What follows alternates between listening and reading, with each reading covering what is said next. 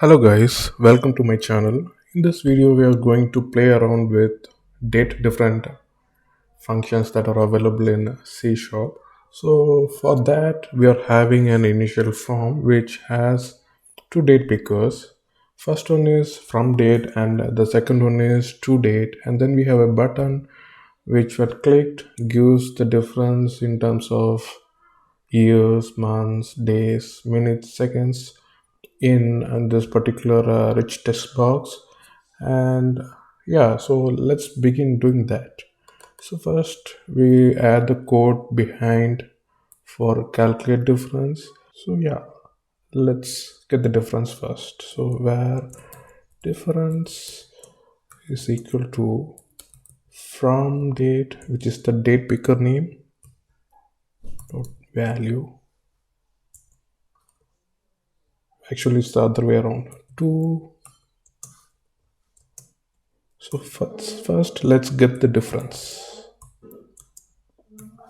To date dot value minus from date dot value. So at this point we get a time span object which you can see here, which is a time span, and from there we can just extract dates whatever we want. Yeah, let's create a separate class here. Public class date difference object. Date difference data, why not? And we are going to add integer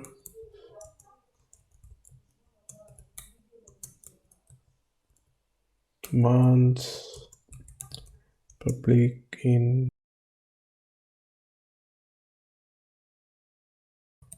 days, public int minutes, public int seconds. I think to accommodate a very long value we can add it as long.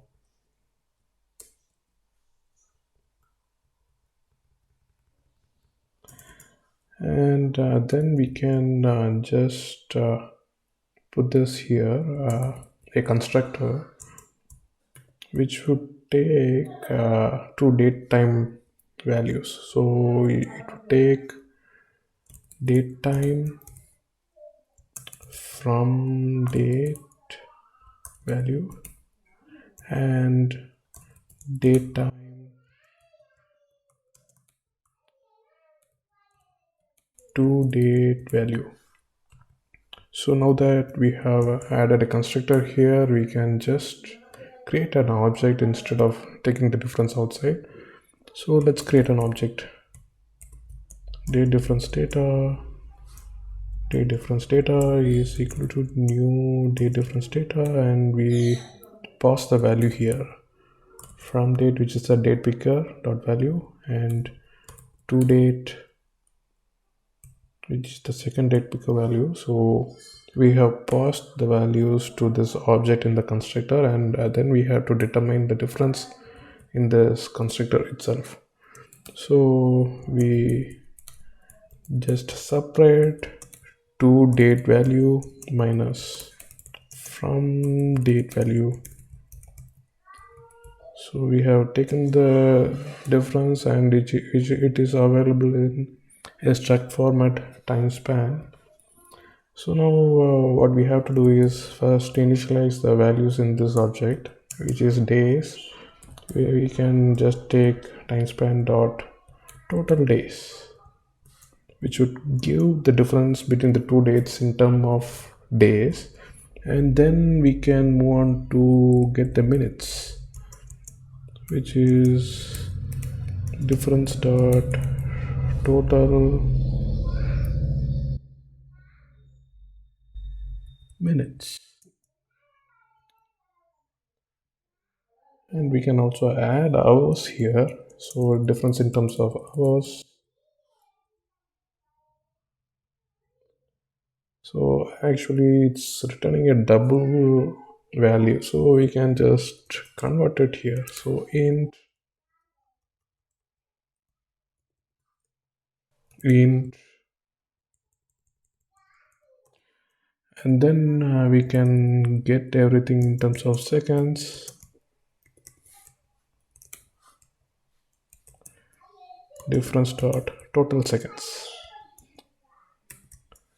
Since it doesn't provide anything for years, this time span structure, I'm just going to just divide it by 365,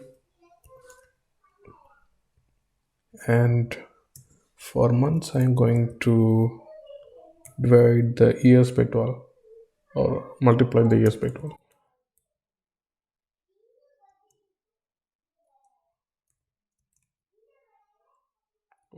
That may not work, right? So the closest thing we can do is divide the days by 30. So now we have initialized the object with the right values when the from and to value dates are provided, and only one thing that's pending is we are going to display it. So for that we are going to override the ToString function. Basically you need not return it to the base. We are going to return the value we choose to return, and here we can add a interpolated string so that we could use the variable names within the string itself, like this, within the brackets, and you can write years, and then you could add a environment it's a new line character, it will add it, and then we could add months, which is months,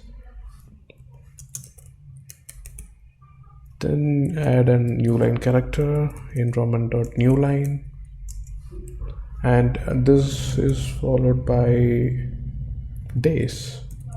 Why not? Days. Yeah, move to the next line so that it's readable, and then after days it should be hours.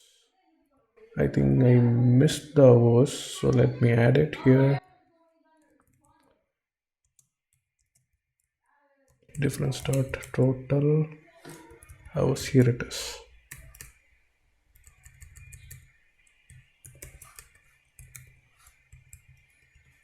So yeah, we have done this already, so let's give the hours here in the string.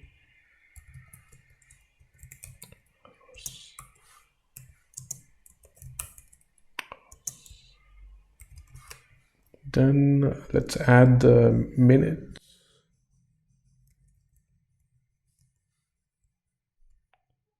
Let me add the new line character so that we get this in a new line, and minutes, and then a new line.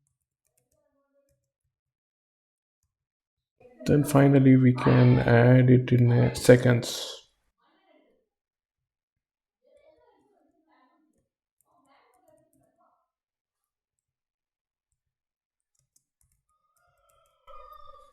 So I think we have done it pretty well, and we get all the difference in terms of years, months, days, hours, minutes, seconds. So I think we are done with this date difference. So now it's time to actually display it. So let me quickly get the name of the rich text box.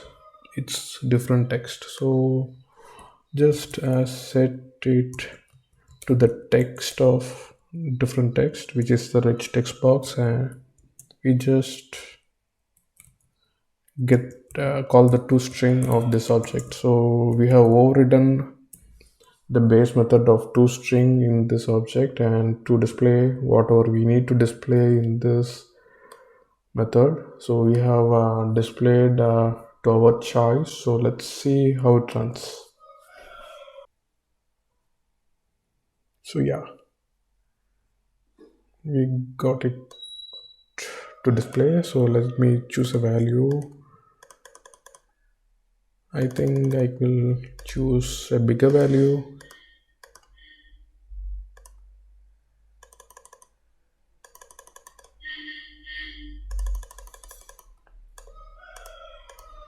Yeah, why not? Thousands of years. Okay, I think we have a problem here. It's not displaying it right. So we have like nearly 1,000 years and these many months, these many days. I have forgotten the new line here and it's going negative, which means I made a mistake. Okay, I think we need to convert it to long. And let's add a new line character where we missed. I think it should work now. So let's choose a bigger value.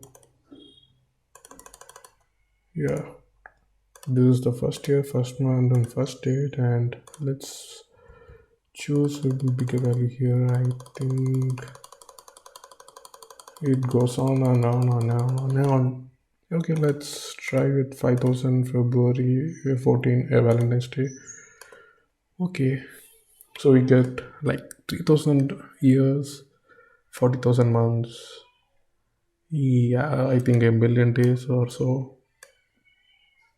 Yeah, I think the value seconds it's able to hold with the long that long data type we added, so it works fine. So in this video we have given two dates from date and to date, and we have calculated the difference by passing the values to a separate object, doing the calculation, and we were displaying this. So what happens if we don't override? So what do we get?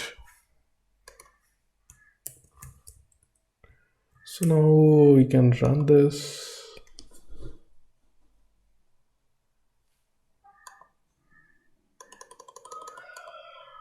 Yeah,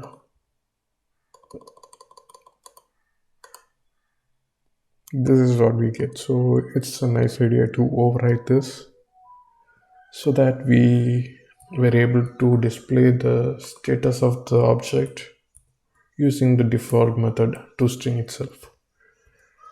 So that's it for this video. If you like this video, please like and share, and subscribe to this channel for more videos.